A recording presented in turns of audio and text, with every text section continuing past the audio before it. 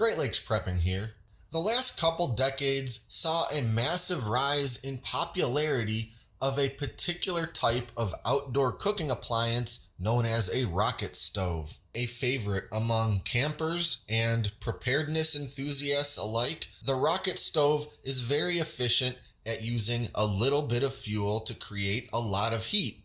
This is largely due to its simple but very clever design that allows for a constant airflow to move in at the bottom of the stove, thereby burning the fuel more efficiently and allowing all of that heat to rise directly up into your pot, pan, kettle, or whatever.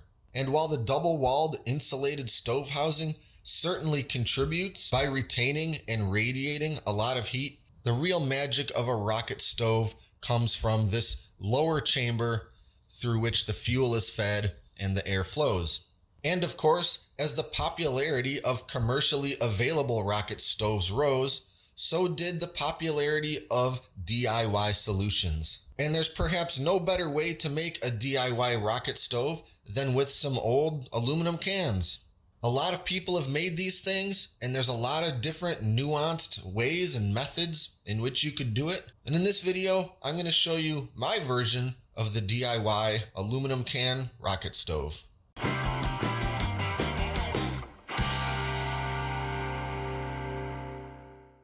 All right, so right here we're looking at most of the ingredients to our rocket stove. We've got 3 cans and the lids to 2 of those cans. Now this big one is of course a number 10 can. I think that it had green beans in it at some point. This middle can was actually from a 46-ounce can of tomato juice that looked pretty much exactly like this. And this little one is just an ordinary soup can. Now we don't really need to keep the lid to the little soup can, but we are going to use the lid from the number 10 can and the medium-sized tomato juice can. Now the first thing I need to do is make a few cuts. We're going to make some cuts to the cans. We're going to make some cuts to these 2 lids. And for the number 10 can and this medium-sized can, we're going to leave the bottoms on there. But for the soup can, we need to cut the bottom off as well. So it's just more of a tube. Now the rough idea of how this works is this can goes inside the number 10 can, and we cut a hole near the bottom in both cans such that the soup can fit through both of them. And then we have this opening that goes all the way through from the outside to the inside of the middle can. And then the lid to the number 10 can will go over top, so we need to cut out the middle in the size of this medium-sized can so this can fit around it. And then lastly, we're going to use the lid to the tomato juice can just to create a little shelf inside of the soup can on which we can rest our twigs and materials that will be burned. And also, since the tomato juice can is pretty much the exact same height as the number 10 can, and we want it to be just a little bit shorter than the number 10 can, I am going to have to cut a couple of inches off of this one. Maybe I'll go to about this first ridge here.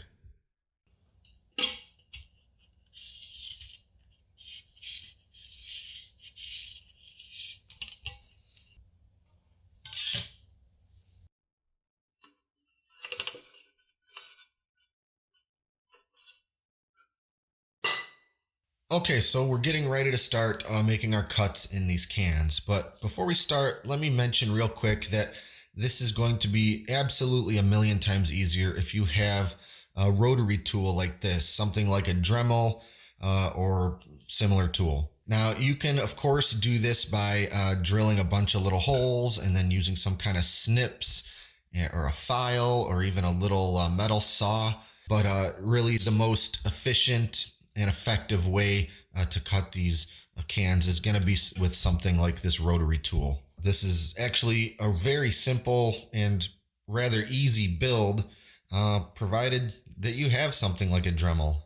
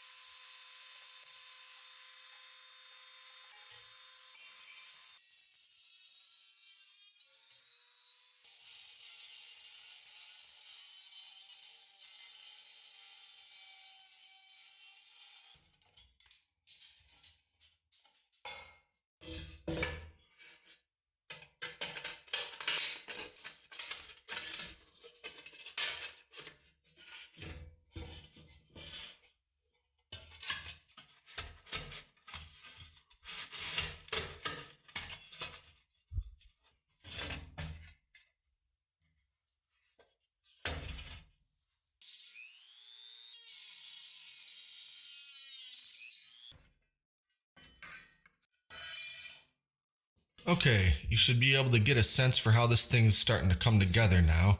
And ultimately, this little ring we made will sit over top around that inner can.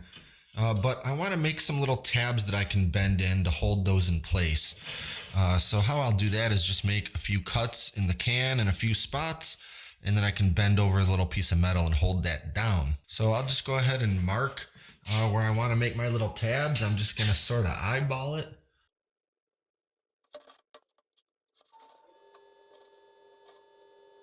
Well, I hardly think those are even, but it's not really going to matter.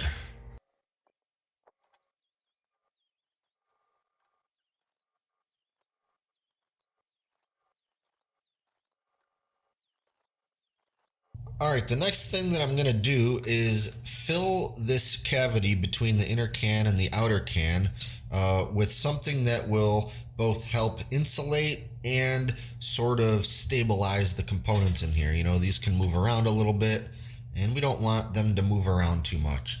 What I'm going to use is a bunch of pea gravel. I just happen to have a bunch of pea gravel on hand. Sometimes people use sand or something like that, or some other substrate. I'm just going to use some pea gravel. And to help make sure that a bunch doesn't get into this inner can, I'm just going to use the center from that lid that I cut out earlier and just kind of put it there as a little cap, just temporarily.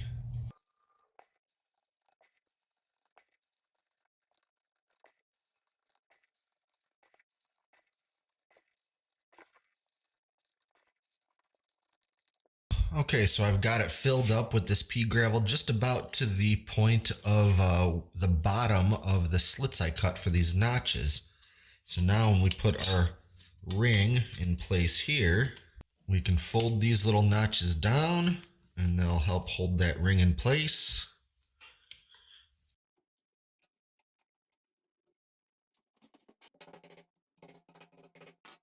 All right, right now, this rocket stove could be considered just about complete, but I'm going to do a couple of extra little steps.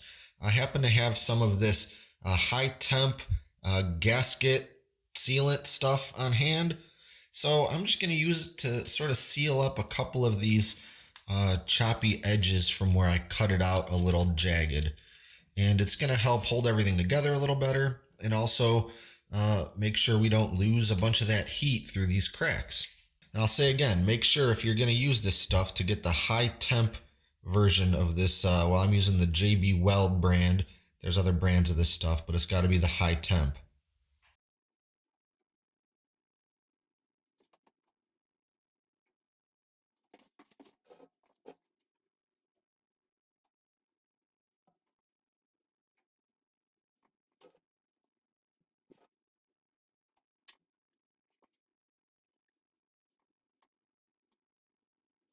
Okay, I've let this thing sit overnight, and my high temperature silicone gasket thing is now dried and no longer tacky. So there's only one thing we have to do, and that's build a little shelf for our soup can, just so we have a little better surface for our twigs and such to rest on.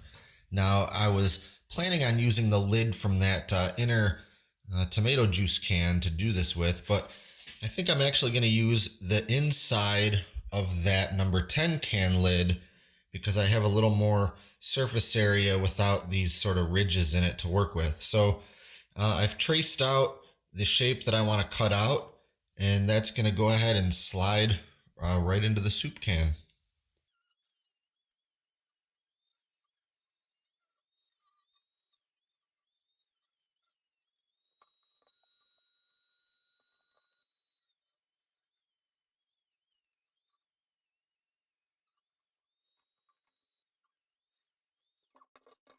Okay, and now we're gonna cut a couple of slits into the soup can so we can slide our little shelf right in there. I'll make a cut on this side and on this side about 2/3 of the way down.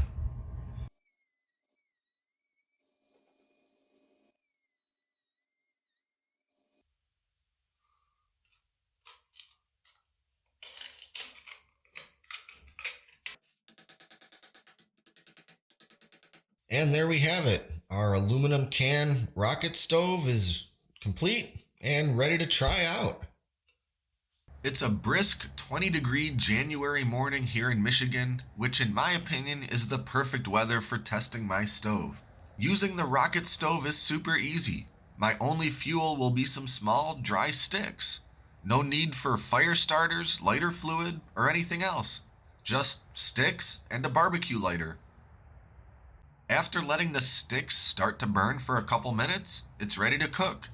First, I'm going to see how long it takes 3 cups of water to boil in my stainless steel kettle. As the sticks start to burn up in the stove, I'll gradually push them further in so the fire is concentrated mostly in that center chamber and not in the horizontal can. Just feed them in as they burn and occasionally add new sticks as needed to keep the fire going. A quick note, this probably goes without saying, but be sure to only use cookware that is safe to use over an open wood fire.